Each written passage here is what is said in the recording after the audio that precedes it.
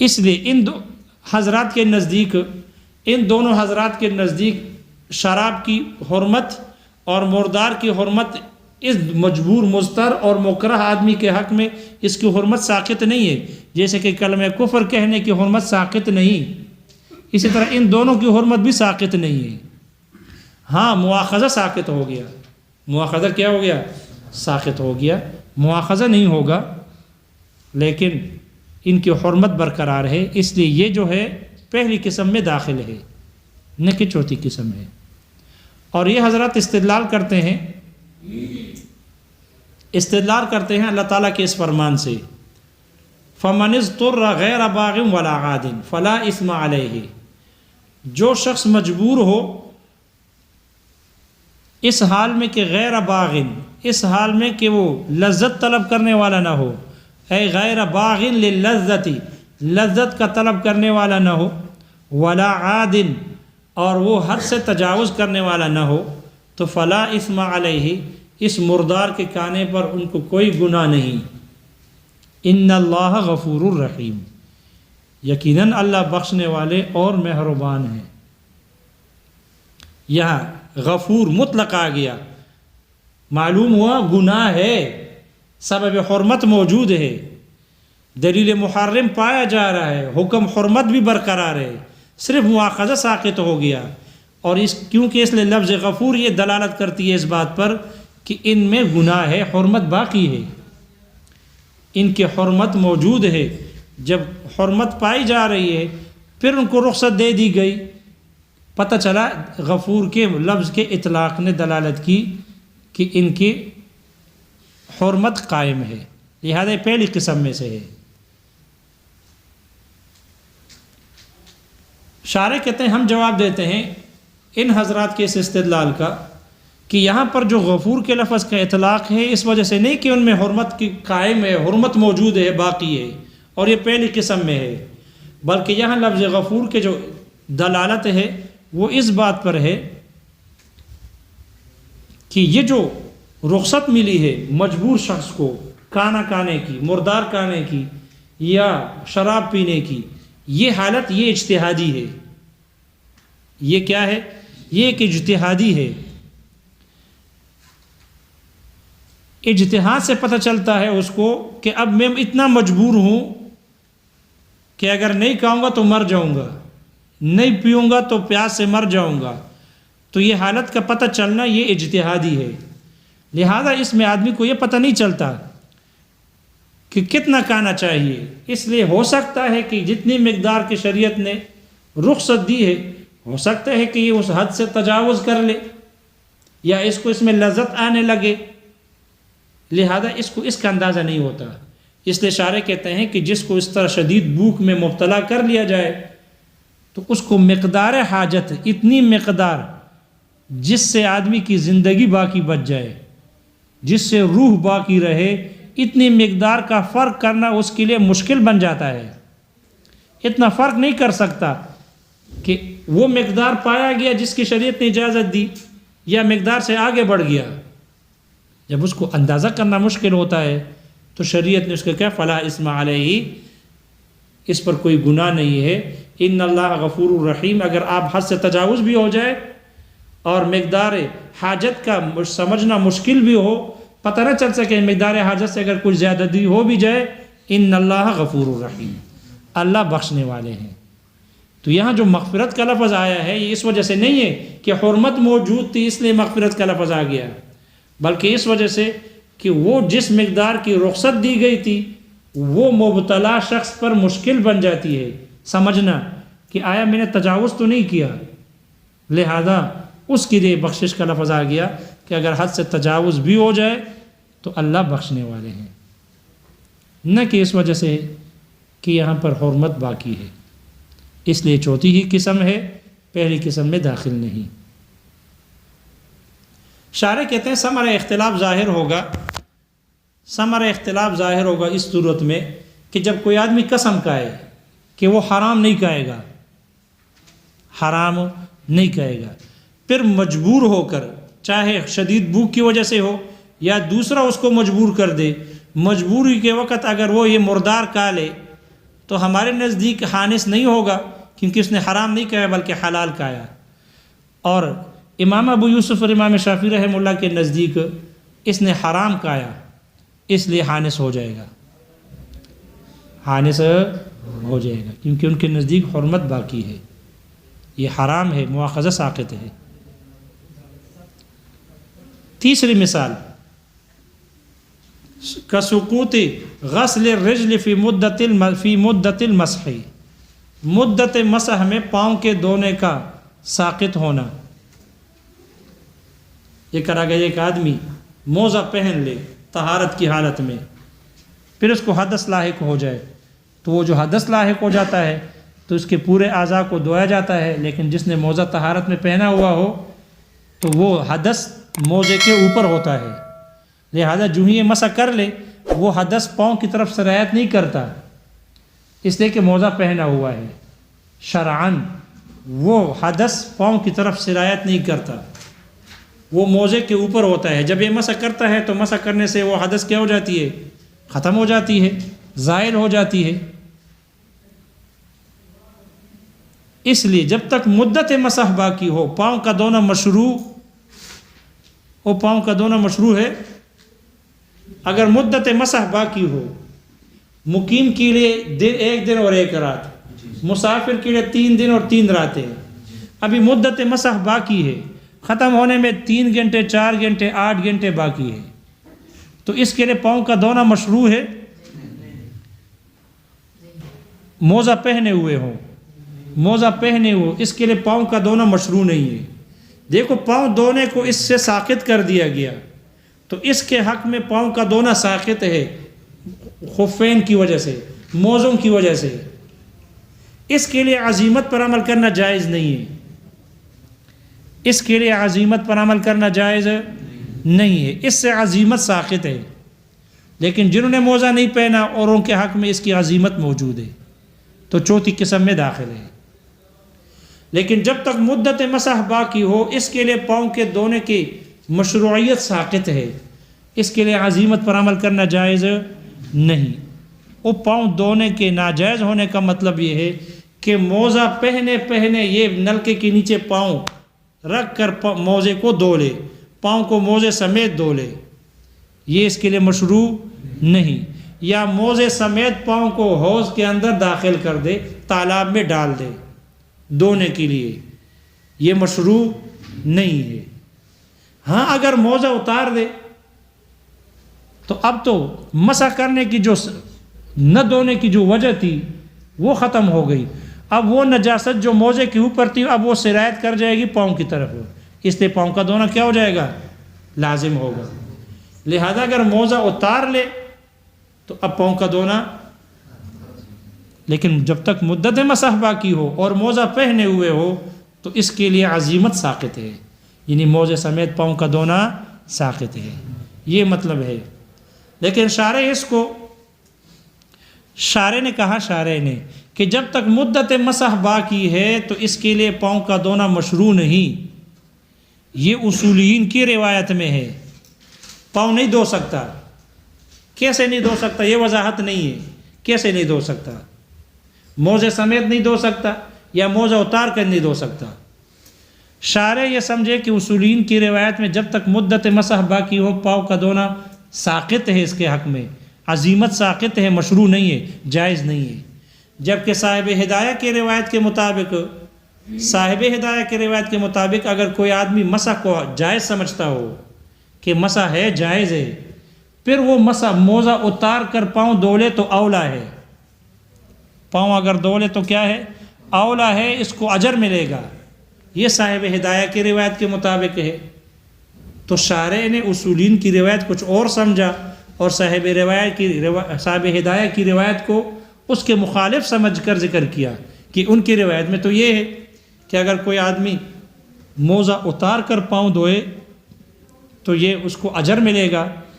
لہذا محشی کہتے ہیں شارع نے صاحب ہدایہ کی روایت کو اصولین کی روایت کے خلاف سمجھ کر مقابلے میں ذکر کیا، حالانکہ دونوں کی روایتوں میں کوئی تعارض نہیں ہے۔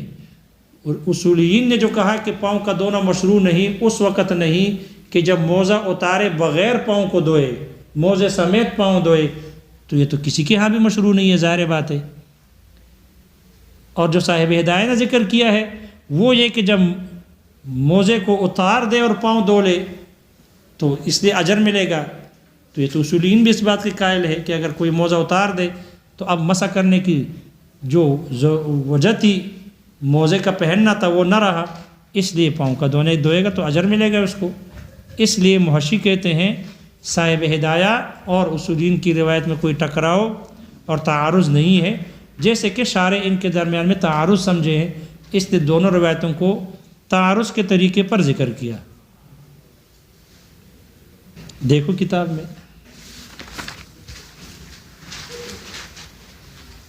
والنوع الرابع، چوتھی قسم ہے ما وہ حکم شرعی ہے سقط عن العباد جو بندوں سے ساقط ہو گئی ہے، مع کونہ مشروعا فی الجملہ، فی الجملہ مشروع ہونے کے باوجود، اے فی بعض المواضع بعض جگہوں میں ہے، سوا موضع الرخصتی رخصت کی جگہ میں کے علاوہ میں، فمن حیث تو اس حیثیت سے انہ لم یبقى فی موضع الرخصتی، انہ کی ہو ضمیر لوٹ رہی ہے عزیمت کی طرف کہ یہ عزیمت رخصت کے جگہ میں باقی نہ رہی، کان من القسم المجازی تو یہ قسم مجاز کی قسم میں سے تھی، ومن حیث اور اس حیثیت سے انہ بقی فی موضع آخر اس کی عزیمت یہ دوسری جگہ میں باقی رہ گئی، کان انقص فی المجازیتی تو یہ مجاز ہونے میں ناقص ہو گئی، یہ ناقص تھی، فیکون شبیہا بالقسم الاولی اس لیے یہ قسم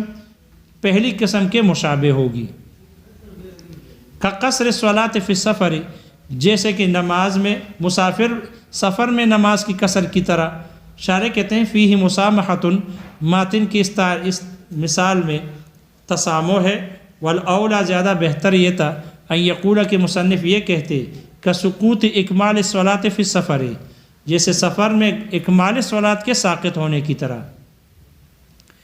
ایسا کیوں کہنا بہتر تھا اس کی دلیل دے رہے، لیوافق قرینہ تاکہ یہ عبارت اپنے آنے والے قرین اپنے آنے والی دوسری مثال کے موافق ہو جائے، ویطابق اصلہ اور اپنے اصل کے بھی مطابق ہو، اصل یعنی ممثل لہو کے، لیکنہ عبر بالحاصل لیکن شارح کہتے ہیں مصنف نے حاصل معنی سے اس کی تعبیر کی، کیونکہ حاصل یہی ہے کہ قصر کرنا ہے مسافر کے لیے، اس سے تعبیر کی تخفیف کے خاطر یعنی اختصار کے خاطر، فہو عندنا رخصت اسقاط یہ قصر کرنا ہمارے نزدیک یہ رخصت اسقاط ہے، لا یجوز العمل بعزیمتها اس کی عزیمت پر عمل کرنا جائز نہیں، وعند الشافعی رحمہ اللہ رخصت ترفیہ امام شافعی رحمہ اللہ کے نزدیک یہ رخصت ترفیہ ہے، یہ آسانی کے اور سہولت کی رخصت ہے، والاولا الاکمال اور اولا اور بہتر وہ نماز کو پورا پڑھنا ہے،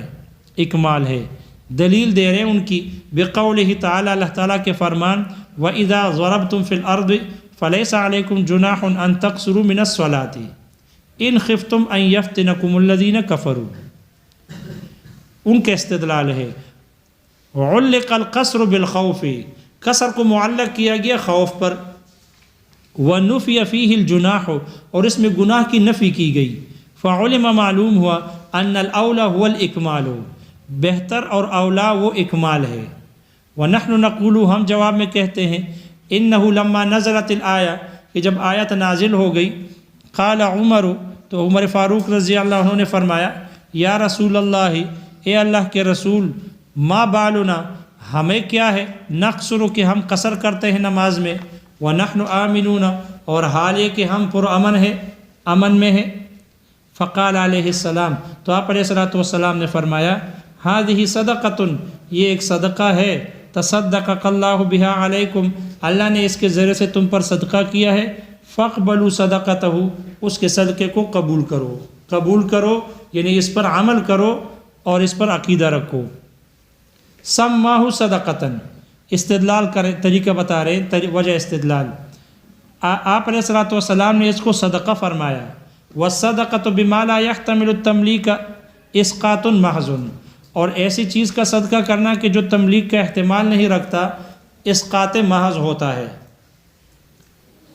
لا يحتمل رد عن جہت العباد، یہ بندوں کی جانب سے رد کا احتمال نہیں رکھتا. كولی القصاص، جیسے کہ ولی قصاص کی طرح. اذا عفا عن الجنایت، کہ جب وہ جرم سے درگزر کر لے، معاف کر لے. لا يحتمل رد، تو یہ رد کا احتمال نہیں رکھتا. وإن كان المتصدق ممن لا تلزم طاعته، اگرچہ صدقہ کرنے والا یہ ان شخصوں میں سے ہو کہ جس کی طاعت لازم نہیں، تب بھی رد کا احتمال نہیں رکھتا. فممن تلزم طاعته، تو ایسے ذات کی طرف سے صدقہ کرنا کہ جس کی طاعت لازم ہوتی ہو. وهو اللہ تعالی، اور وہ اللہ تعالیٰ کی ذات ہے. اولا، بطریق اولا یہ کہ بے اللہ، آگے کیا ہے؟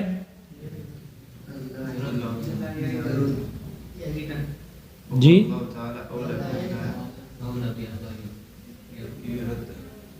الف ہے اس کے ساتھ جی. بے اللہ کے بعد کیا ہے؟ لا کے بعد یردہ ہے. بے اللہ یردہ، تو بطریق اولا وہ رد نہیں ہوگا. ان کے دوسرے استدلال کا جواب دے رہے ہیں. وَأَمَّا نَفْيُ الْجُنَاحِ عَنْهُمْ، رہا ان سے گناہ کی نفی کا ہونا. فَإِنَّمَا هُوَ لِتَطْيِيبِ أَنفُسِهِمْ، یہ ان کے نفسوں کو خوش کرنے کے لیے تھا. لِأَنَّهُمْ كَانُوا مَظَنَّةً، اس لیے کہ ان کے بارے میں، بعض کے بارے میں یہ گمان اور خیال تھا. أَن يَخْطُرُوا بِبَالِهِمْ، کہ ان کے دلوں میں یہ بات گزرے گی.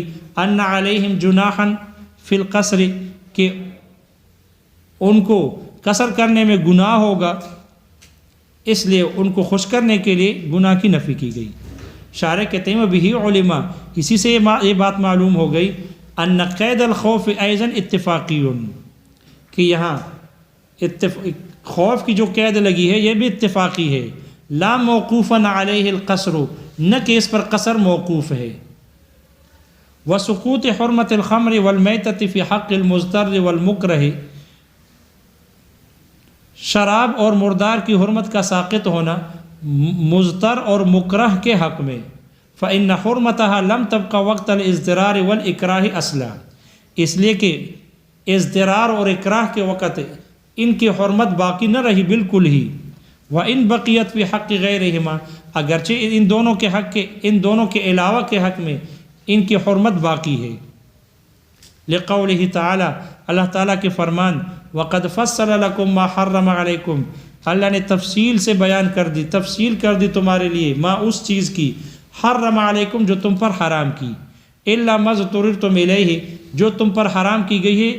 الا ما اضطررتم الیہ، سوائے اس کے کہ جس کی طرف تم مجبور ہو. فإن قولہ الا ما اضطررتم الیہ، اس لیے کہ اللہ کا جو فرمان الا ما اضطررتم الیہ ہے، استثناء، یہ استثناء ہے من قولہ ما حرم علیکم سے. ما حرم علیکم سے استثناء ہے. اس پر محشی نے ذکر کیا ہے کہ ما حرم علیکم سے اس کو استثناء قرار دینا درست نہیں، اور کہا کہ یہاں شارع نے ما حرم علیکم سے استثناء قرار دے کر شارع کے پاؤں پسل گئے ہیں.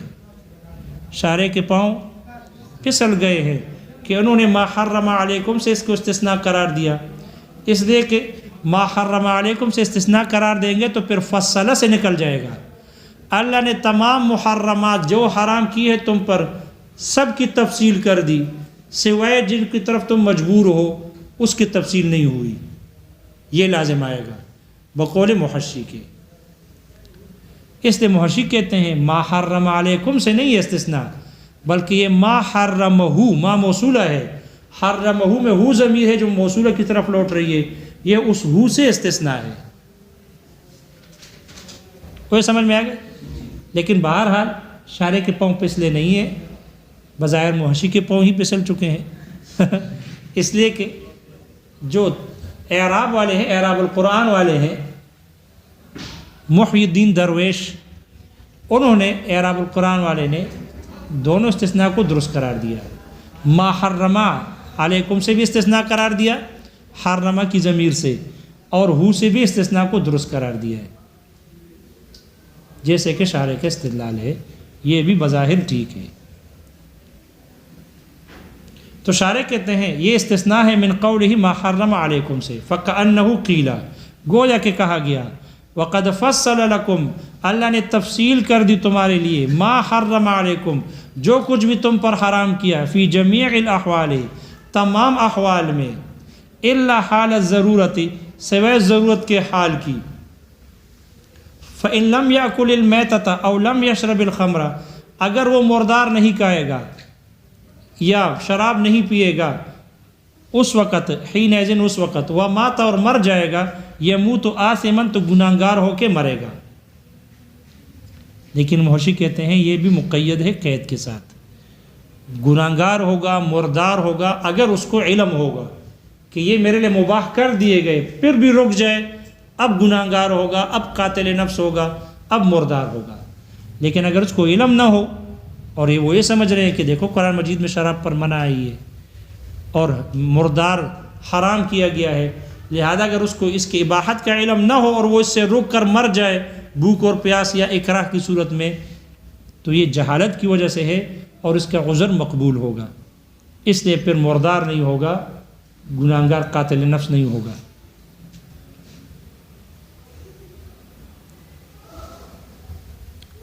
بخلاف الاکراہ علی کلمۃ الکفر، برخلاف کلمہ کفر کے اکراہ پر، فإنہ، اس لیے کہ وإن ذکر فیہ الاستثناء أيضا، اگرچہ وہاں پر بھی استثناء کو ذکر کیا گیا، بقولہ، اللہ تعالیٰ کے فرمان، الا من اکرہ وقلبہ مطمئن بالایمان کی صورت میں استثناء ذکر ہے، لیکنہ لیس استثناء من الحرمۃ، لیکن وہاں حرمت سے استثناء نہیں ہے، بل من الغضب، بلکہ غضب سے استثناء ہے، او العذاب، یا عذاب سے استثناء ہے، اذ التقدیر، اس لیے کہ تقدیری آیت پر عبارت، آیت کی تقدیری عبارت یہ ہو جائے گی، من کفر باللہ من بعد ایمانہ، جو شخص ایمان لانے کے بعد اللہ کے ساتھ کفر کرے، فعلیہم غضب من اللہ، تو ان پر اللہ کی غضب، اللہ کی طرف سے غضب ہوگی، ولہم عذاب عظیم، اور ان کے لیے بڑا عذاب ہوگا، الا من اکرہ، مگر ایک کہ جس کو مجبور کیا جائے، وقلبہ مطمئن بالایمان، اور اس حال میں کہ اس کا دل ایمان پر مطمئن ہو، ان پر غضب نہیں ہوگا۔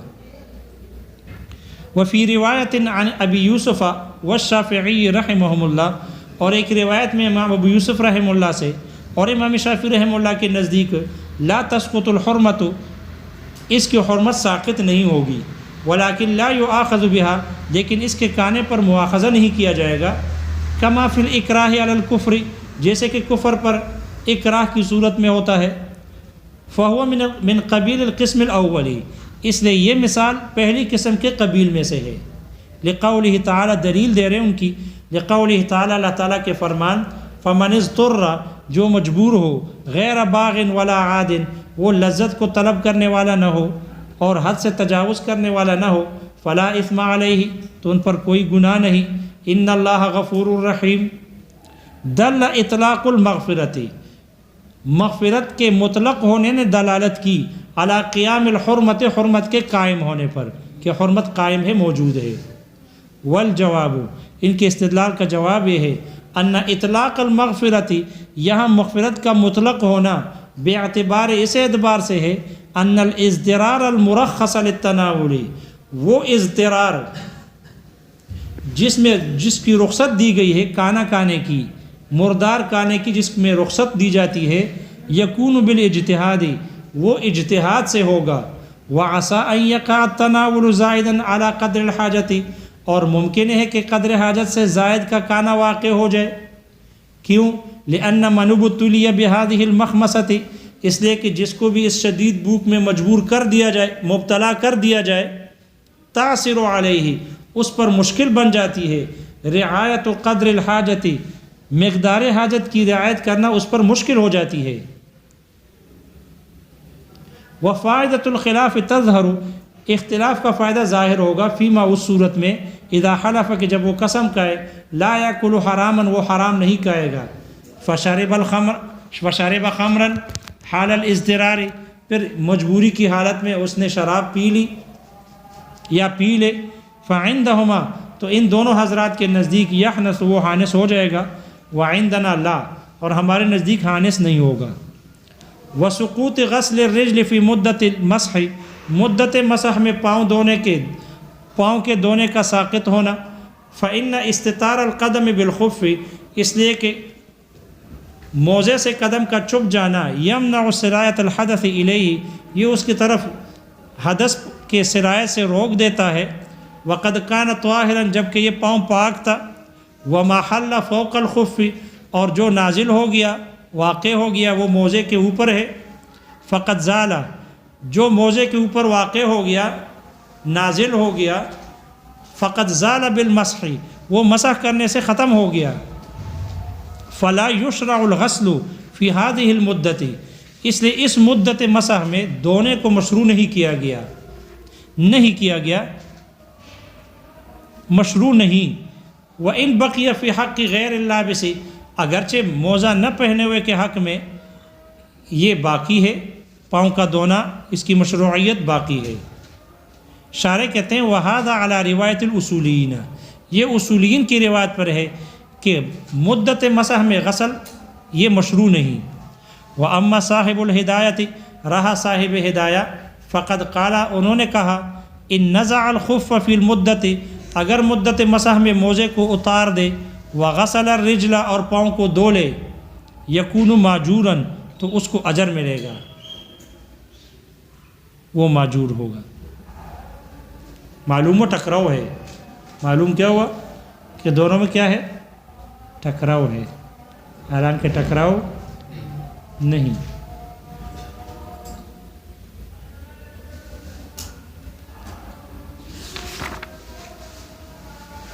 وہ کچھ سمجھ میں آ گیا؟ سفر میں قصر کرنا رخصت ہے، عزیمت ہے؟ اس میں بڑا نزاع ہے جی۔ اس لیے علامہ شامی رحمہ اللہ انہوں نے لکھا، اس نور انوار کی شرح ہے نسمات، انہوں نے لکھا ہے کہ جنہوں نے ان کو رخصت کہا، بعض حضرات نے مطلقاً رخصت ذکر کیا، تو ان کے رخصت سے مراد رخصت اسقاط ہے، اور رخصت اسقاط سے مراد عزیمت ہے۔ اس لیے مسافر آدمی کے لیے 2 رکعت نماز پڑھنا عزیمت ہے، اور یہاں کیا کہا؟ رخصت ہے۔ وجہ یہ ہے کہ مسافر آدمی کے حق میں نماز 2 رکعت ہی کے لیے سبب ہے، رباعی نماز کا وقت سبب ہے 2 رکعت کے لیے، تو 2 ہی رکعت ہوں گے، اور مقیم کے لیے وقت سبب ہے 4 رکعت کے لیے۔ اس لیے مسافر کے لیے عزیمت، یہ جو کہا جاتا ہے کہ عزیمت جائز نہیں ہے، وہ رخصت جائز نہیں ہے۔ 4 رکعت پڑھنا رخصت ہے، 2 رکعت پڑھنا عزیمت ہے۔ کچھ سمجھ میں آئے؟ بہرحال